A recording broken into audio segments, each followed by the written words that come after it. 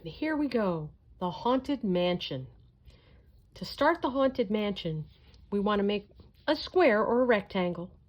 Not quite at the bottom of our page, not quite at the top, because we want to leave some room to build our house.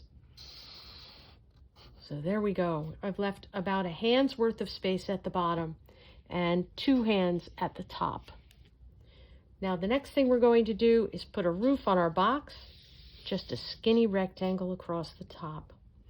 And just to sort of rough in our basic openings, let's put a doorway in the front and a big old window on either side of the doorway. We want to make our windows and doors sort of large because we're going to put characters in there later on. Now, how about an attic window? Another rectangle right there.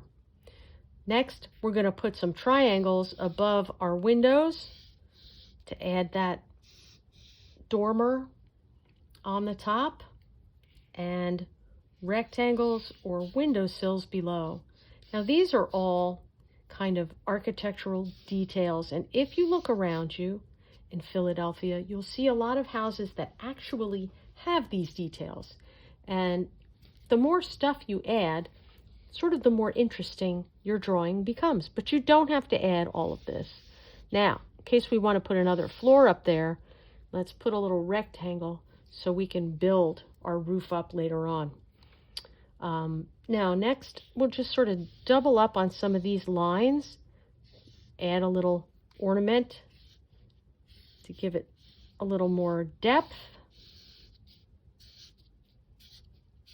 And these are just, suggested details that you can use. Now we need to add a curve from here down to here. That's our mansard roof. That's what that's called, is a mansard roof. And we're going to add some molding around our windows. Okay. Now, most windows in our homes have sashes that go across like this. Since our house is broken and old, it's supposed to be a haunted house, we'll make them kind of uneven so that they look, dilapidated, like a scary haunted house would look. The next thing we're going to do is draw some stairs leading up.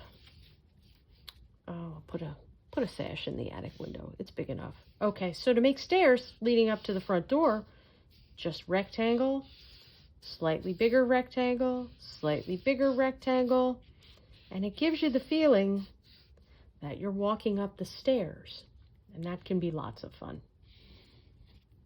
Make a line for the street. This is your street line, and then bring down the foundation of the house so it meets with the street.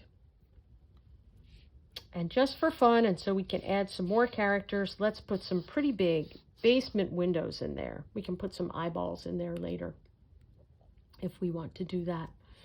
All right, now, how about a couple of chimneys on the very top of the house? Again, rectangles with bricks. To make bricks, we just have to make little lines across and then uneven vertical lines. And that sort of gives the impression of bricks, right? And remember we talked about those cool fences and railings that are at the tops of buildings and around the yard? Well, let's put one of those on the very top of our house, just for some extra places for people to hide.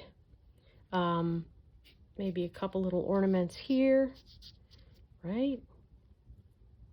We're in good shape. I think we should add some bricks to our foundation.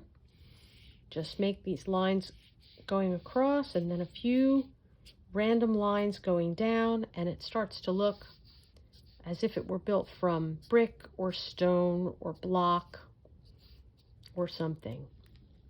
Now the real fun part begins, because we've pretty much, let's continue our line so it looks like the street. We've got our basic house now, and we can start to add whatever characters we want to. Let's start with a bat. Remember the bats that we did last week? Very simple. 2 large eyes. Bats have big ears, circle for its head. And what's the important detail? Got to have that point at the top of the wing and the zigzag line. There's our bat. Get that crazy batty bottom to the wing. Right? How about a nice cat in the window? Same thing, right? Eye, ears, well, circle for its head. Looks a lot like our bat. Pointy ears on the top. But a cat has whiskers, remember? And just a triangle for his body. And we can have his tail showing too. We can have his tail coming out, dangling down, as like he's just about to jump out the window, right? How about one of those wacky skeletons over here? Maybe 2. 1.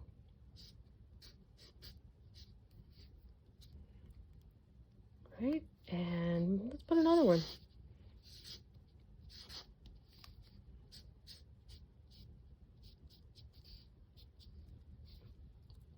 Okay, so we've got a kitty cat, a skeleton. Oh, how about down here we just put some crazy eyes, a whole bunch of them.